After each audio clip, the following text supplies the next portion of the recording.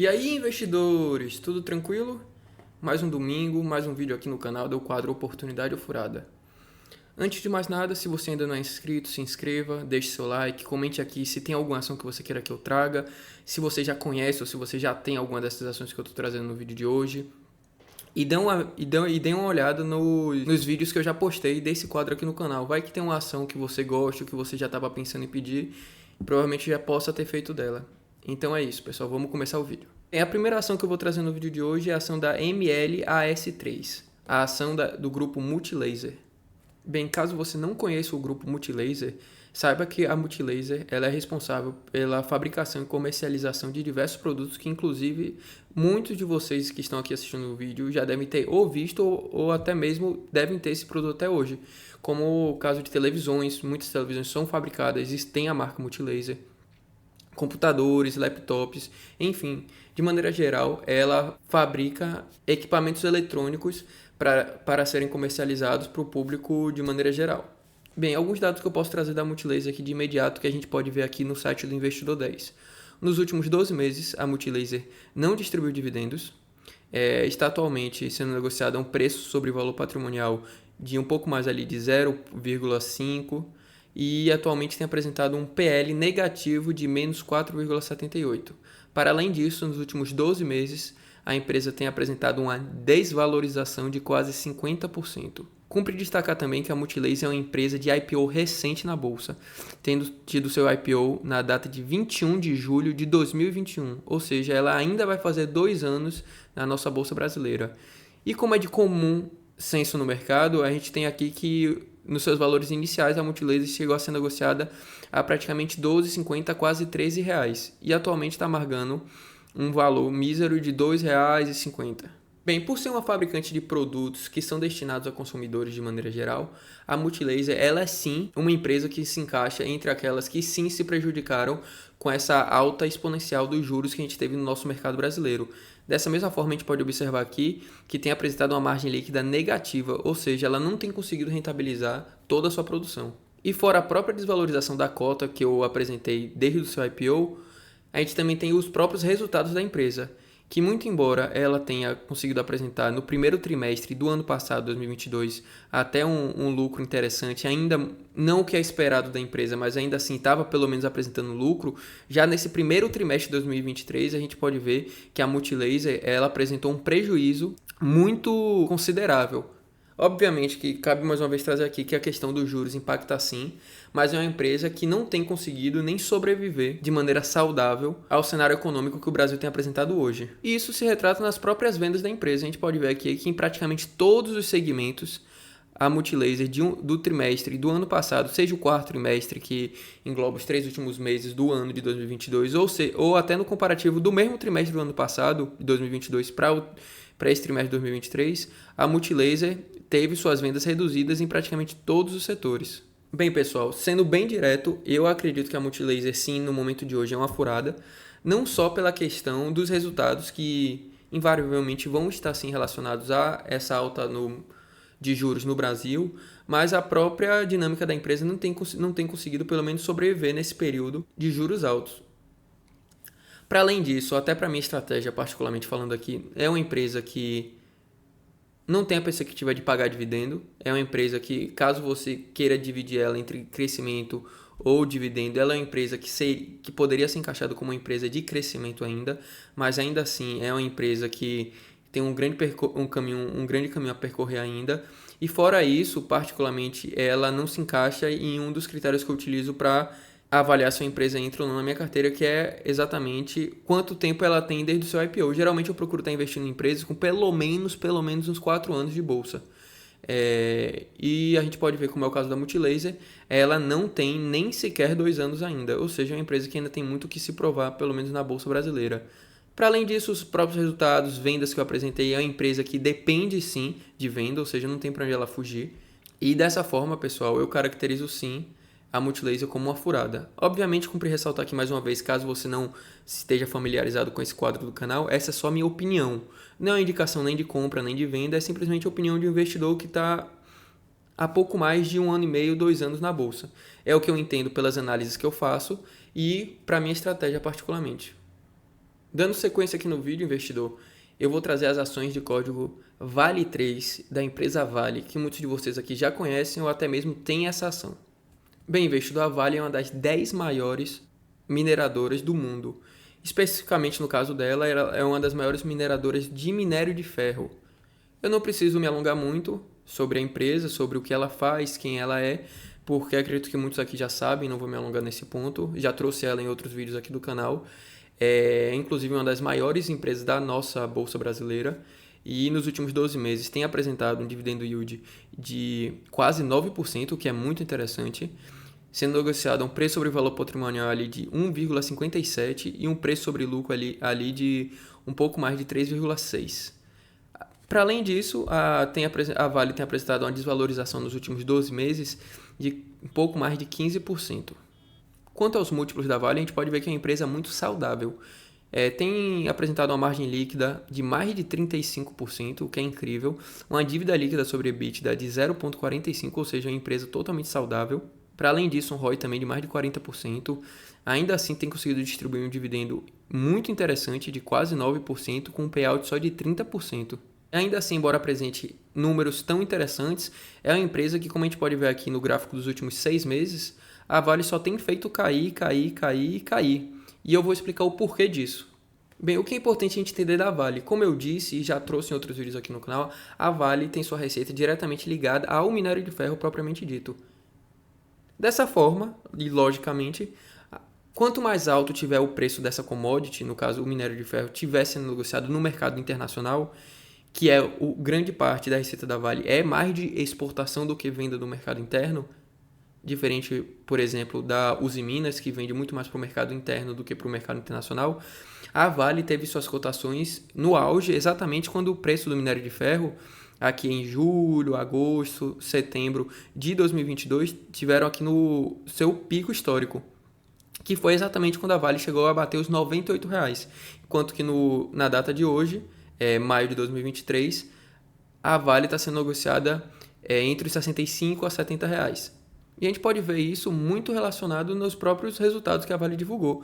Na comparação do primeiro trimestre de 2023 com o primeiro trimestre do ano passado, a gente já pode ver que a margem EBITDA da Vale já saiu de 51% para 35% no ano a ano. Da mesma forma, o lucro líquido da Vale saiu de ali um pouco mais de 4.456 para quase 2.000, ou seja, foi uma queda relevante. E obviamente isso está ligado sim ao minério de ferro. Bem, posto isto tudo, eu entendo que a Vale sim é uma oportunidade. O porquê disso? A Vale, a gente pode pegar até nos fundos dos valores do minério de ferro nos últimos 5 anos, a Vale sempre conseguiu rentabilizar bem. Obviamente, não foram os lucros exorbitantes que ela apresentou nos anos anteriores, que até teve distribuição de dividendos exorbitantes, mas ela consegue sim, ainda assim, ser uma empresa muito saudável.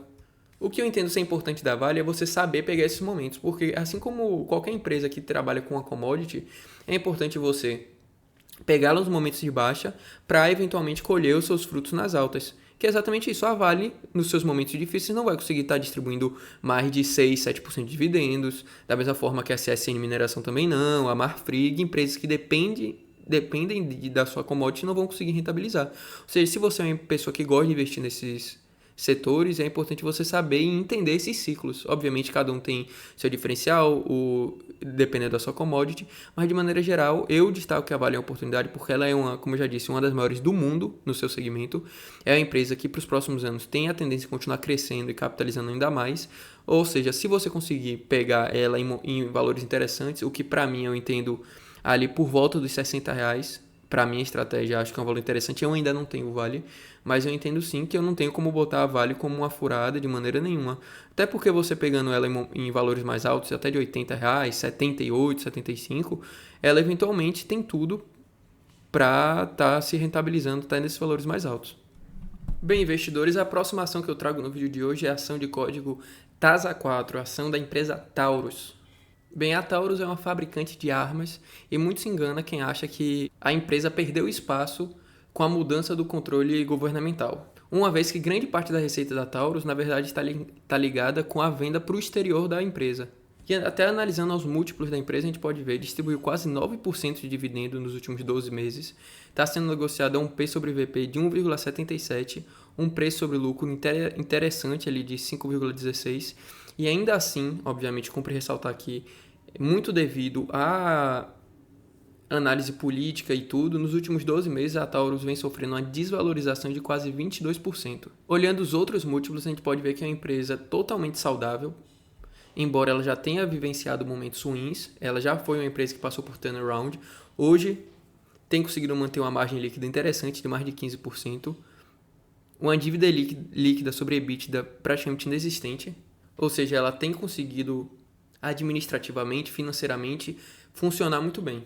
É uma empresa que, inclusive, depois dessa queda nos últimos anos, no último ano, no caso, seu valor de cotação se distanciou bem do valor do lucro, que obviamente chegou sim a cair, e já eu vou entrar nesse detalhe, mas a gente pode ver que agora ela está começando a convergir mais, principalmente pela queda do lucro em si. E essa questão do lucro pode ser observada no próprio resultado desse primeiro trimestre da empresa. Como a gente pode ver aqui, o lucro líquido da empresa caiu mais de 80% na variação do trimestre a trimestre. Uma vez que a gente pode observar que, obviamente, parte sim foi influenciada pelas vendas internas, que caíram inegavelmente, mas grande parte pelas vendas não só no mundo, como especificamente nos Estados Unidos, que é o mercado principal da empresa. E a gente pode continuar observando isso no próprio resultado financeiro da empresa, que fora o volume de vendas da empresa caiu vertiginosamente, seu maior mercado, que é os Estados Unidos, aqui representado por cinza, a gente pode ver que, embora assim continue representando a maior parcela de vendas da empresa, ela caiu sim nos últimos trimestres, como a gente pode observar. Seu auge aqui no primeiro trimestre do ano passado e o seu ponto mais baixo nesse último trimestre, no início desse ano de 2023.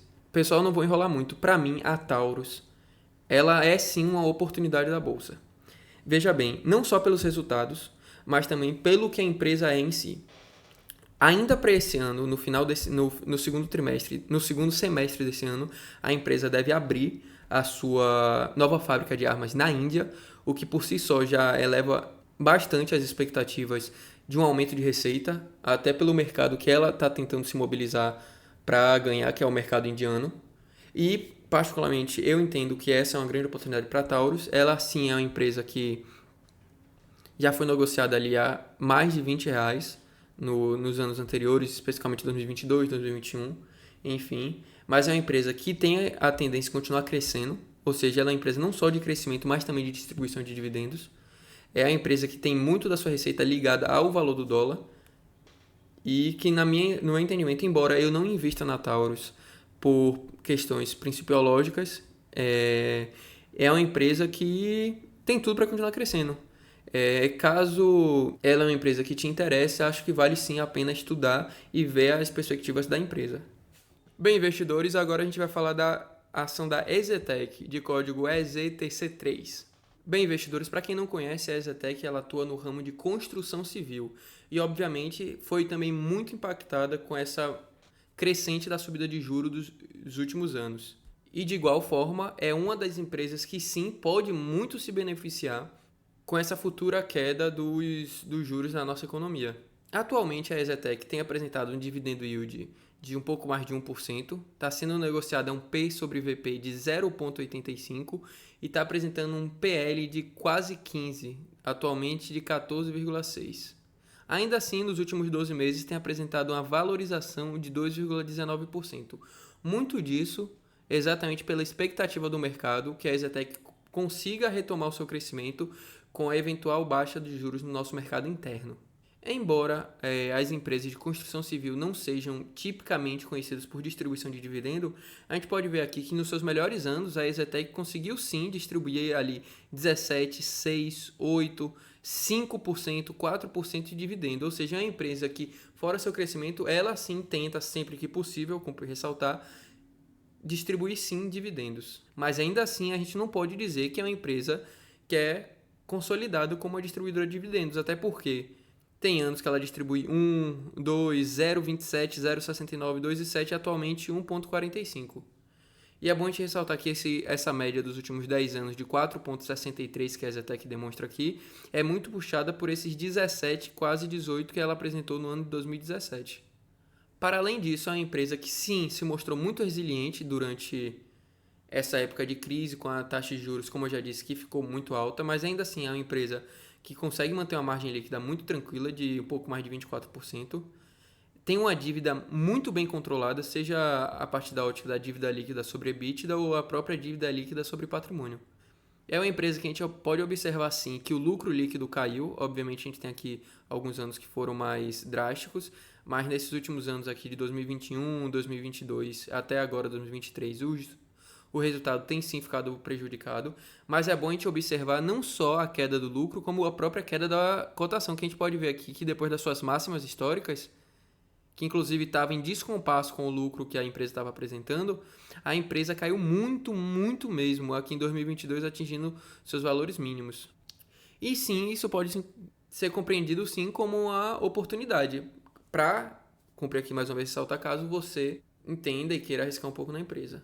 Aqui no próprio resultado do primeiro trimestre de 2023, a gente pode ver que teve uma grande variação entre o primeiro trimestre do ano passado para esse ano, mostrando aqui que na comparação do mesmo período do ano passado para esse início de 2023, a EZTEC teve uma queda de praticamente 60% do seu lucro líquido.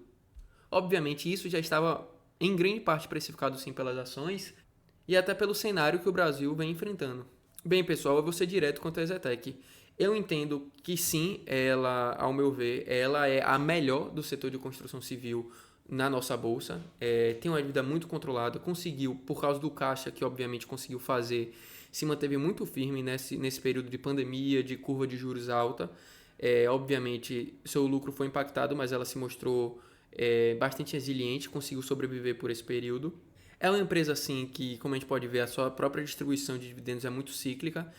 Quando a gente tem um mercado mais aquecido, com a economia mais agressiva, o mercado, a EZTEC consegue sim se manter como uma boa empresa, mas cumpre aqui ressaltar que está em um setor que eu particularmente não gosto muito. Cumpre ressaltar mais uma vez que é a minha opinião, que é exatamente esse setor de construção civil.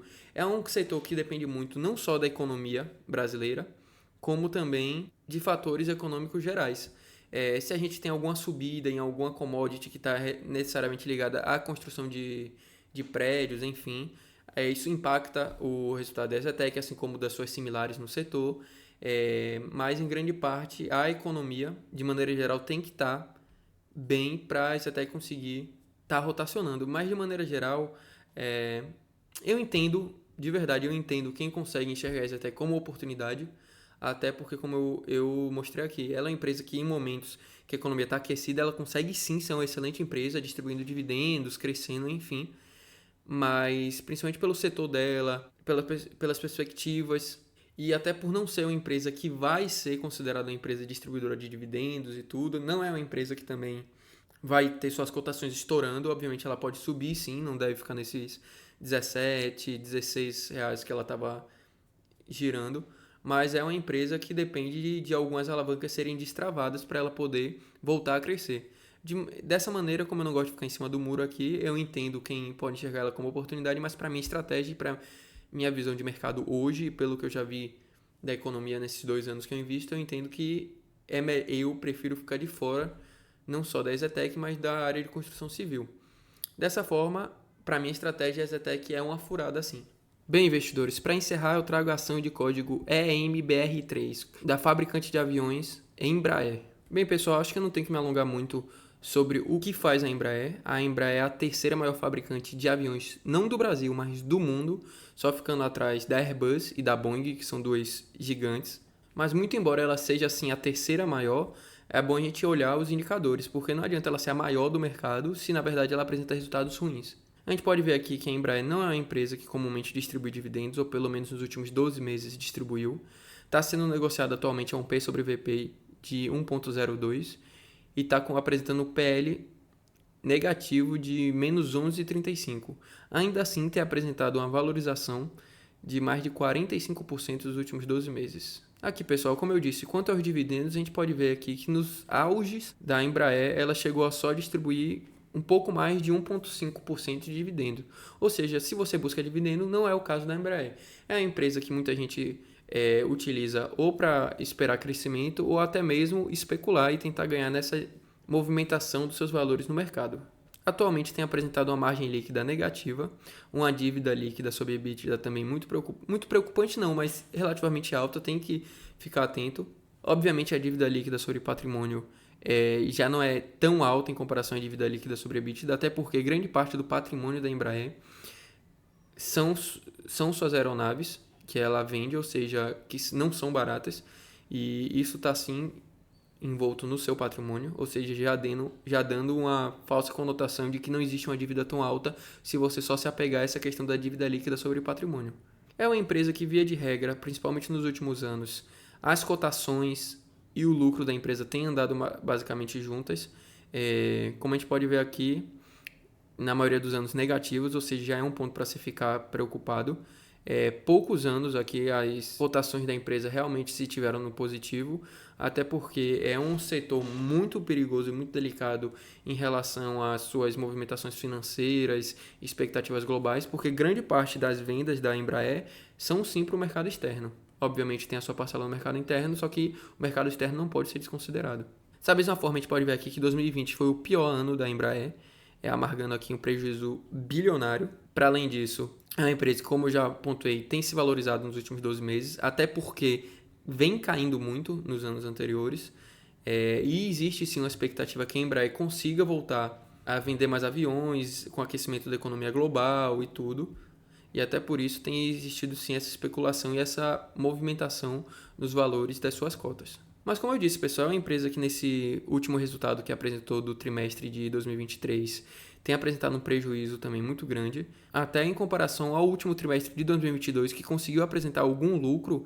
Vocês podem ver que só por esse prejuízo, todo o lucro que ela conseguiu já foi praticamente dobrado, no prejuízo no caso. Ou seja, é uma empresa que, como eu apresentei até pelos seus históricos, não é uma empresa que facilmente consegue dar um retorno, seja nas suas cotações ou seja na sua valorização. Mas como eu disse, pessoal, grande parte da sua receita é da venda de aviões comerciais e executivos.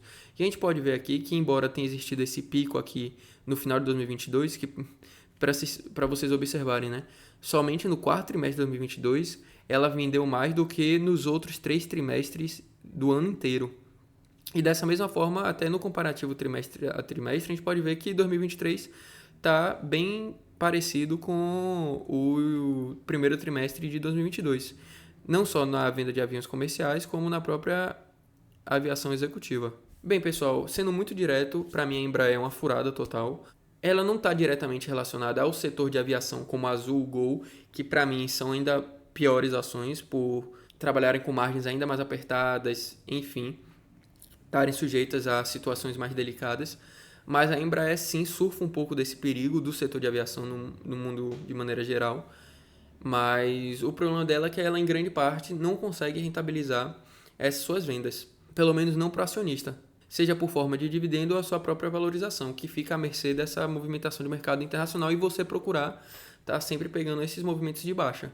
Ou seja, eu entendo que é uma empresa muito mais especulativa, para quem tenta lucrar nessas movimentações, às vezes com a queda muito brusca, porque o mercado tende a, tanto para cima quanto para baixo, sempre bater mais do que deveria. Ou seja, se você conseguir pegar um movimento que você entenda sim que ela está muito mais descontada do que deveria, você pode acabar sendo um desses poucos que consegue esse retorno de quase 50% em 12 meses.